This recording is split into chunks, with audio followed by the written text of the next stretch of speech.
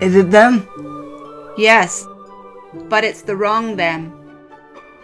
Welcome to the Disney Scrapbook, where together we take a journey to explore Disney history from 50 years ago. My name is Nolan.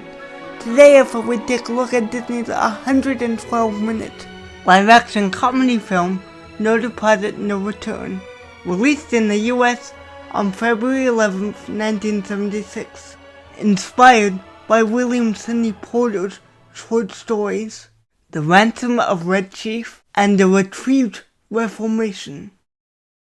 Joseph McGavin wrote the story. McGavin had been working as both an assistant director and producer at Disney since 1957. Due to illness, he turned to writing around 1969, and in 1972 was one of the first 200 people in the United States to receive a heart transplant, surviving for 4 more years. In their first foray with Disney, Arthur Osborne, seasoned writer for radio, stage, screen, and television, along with his writing partner since 1972, Don Nelson, a successful television sitcom writer, adapted McGavin's story for No Deposit, No Return into a screenplay.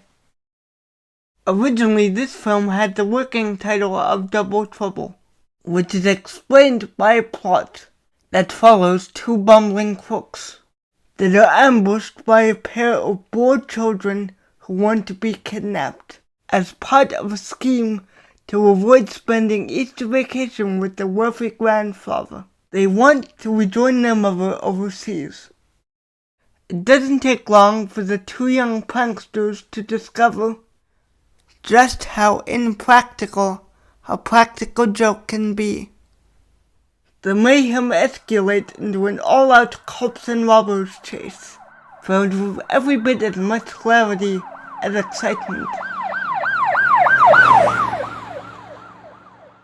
Veteran Disney director Norman Tokar incorporated extensive stunt work on this film, mostly shot by second unit director Art Vitarelli. The stunts were performed by experienced stuntmen who had previously worked for Disney: Jerry Bletch, Bob Heron, Dave Van Sickle, Dick Warlock, and Jesse Wayne, who was the stunt double for Charles Martin Smith, playing Longnecker. Most of the stunts involved hanging upside down by wires or car chases. Unfortunately, one of the stunts performed in July 1975 went horribly wrong. Experienced stunt artist Dale Van Sickle was seriously injured when performing a stunt. He was driving a car that was supposed to go off the end of a wharf. The wharf had been pre-slicked with oil to facilitate the stunt. However, it would appear that too much oil was put down, and the car skidded into an abutment, leaving him seriously ill and suffering from brain damage. Darren McGavin returns to the Disney Studios to star as Duke Mayfield, a rusty safecracker in No Deposit, No Return. His previous Disney credits are for Disney television features as Barnaby Duncan in Boomerang Dog of Many Talents and John J. Forrest in High Flying Spy. McGavin began his career working as a set painter for Columbia Pictures, before originating roles on Broadway and moving effortlessly from stage to film, eventually shifting to television, where he starred as Kolchak in the cult horror teleseries Kolchak the Night Stalker. Additionally, in 1972, McGavin formed his own production company, Taurine Films. Here he plays Duke, a skilled but perpetually bungling safecracker, in a lighthearted slapstick tone with excellent comedic timing that fits the film. He and Knotts show outstanding on-screen chemistry, creating memorable scenes together that incorporate plenty of visual gags and misunderstandings. Don Knotts plays Bert Delaney, Duke's feather-brained sidekick, and this his second consecutive comedy for the Disney Studios. I have previously reviewed his first, and will leave a link to that in the description below. The Frangible Funny Man had recently completed Gus, which ended up being released after this film. As a young man, he was inspired by the radio personalities of Joe Penner and Jack Benny, followed a few years later by ventriloquist Edgar Bergen. He borrowed Bergen's gags and part of his act to set himself up as an adolescent ventriloquist. He was a novel performer in that his voice kept changing while he was throwing it. Eventually, he felt confident enough to tackle New York, landed a spot in Laney Ross's radio show, and was on his way to comedic eminence. In 1958, he made his movie debut, In No Time for Sergeants, and in 1960 reached fame when he was cast as Deputy Barney Fife in the exceedingly popular sitcom, The Andy Griffith Show, a role for which he earned 5 Emmy Awards, and he hasn't looked back since.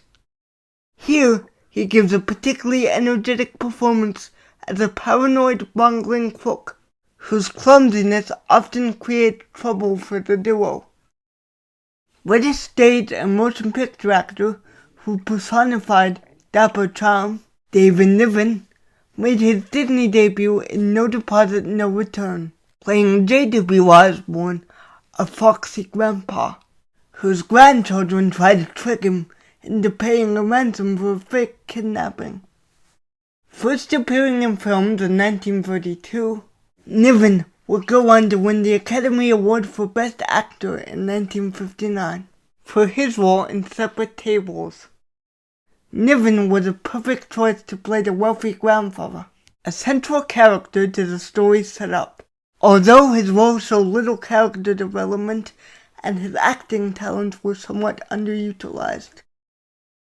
Huskily built with dark features, versatile actor Herschel Bernardi plays Sergeant Turner, a Los Angeles police detective, long on experience but still somewhat short on savvy. He gave a convincing performance of a harried and rather frustrated old-school police detective. Charles Martin Smith, as a relative newcomer to films, played Sergeant Turner's young assistant, Harry Longnecker. Smith leapt into overnight prominence as Terry the Toad, the comedy fall guy in American Graffiti. He would go on to have a successful career in Hollywood as an actor, director, and writer.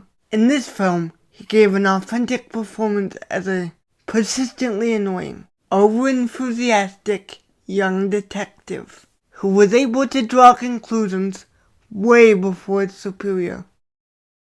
Kim Richards, 11, and Brad Savage, 9, played Tracy and Jay Osborne, 2 young scallywags, who, finding themselves at loose ends, take matters of their Easter vacation into their own hands. Kim's career began as an infant in television commercials, which led to the 5-year-old hazel-eyed blonde winning fans over as Prudence Everett in the ABC sitcom Nanny and the Professor. As a Disney contractee, Kim made her debut in 1971 and went on to play lead roles in 5 other productions, including the feature film Escape to Witch Mountain, which I have already reviewed. I will leave a link to that in the description below. In No Deposit, No Return, she gives a commanding performance as a confident, persuasive young lady who is pivotal to the success of the film. Brad Savage made his Disney debut as Clovis Bradley, the kid who disliked being touched in the Apple Dumpling Gang, another film that I have previously reviewed and I will leave a link to in the description below. Here, the freckle-faced youngster gives a spirited performance as a mischievous young boy with a pet skunk. Come here and I'll tell you. Often seen in television commercials, model, actress, and writer Barbara Feldon plays Carolyn Osborne, a widowed mother of 2 small children, whose business trips to distant places kick up a whirlwind of trouble. She is probably best remembered for playing Agent 99 in the sitcom Get Smart, for which she earned 2 Emmy Award nominations. Although her character is pivotal to the plot, her on-screen time is minimal in this film.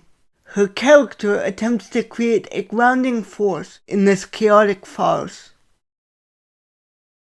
Under the supervision of Matte Department Supervisor Harrison Ellenshaw, matte paintings were utilized creatively for physical comedy and car chase scenes, contributing to significant savings for the filming budget.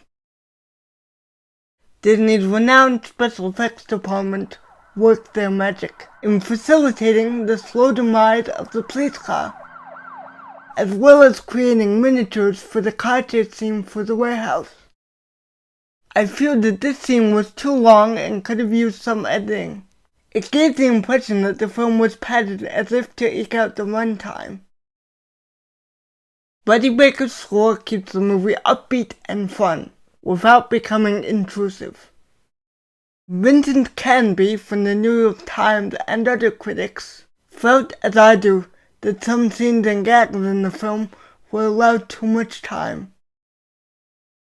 Although cute and well designed in their minimalism, I do wonder how the animated title cards by Art Stevens and Terry Walsh tie into the film itself, other than to introduce the fact that the children have a pet skunk.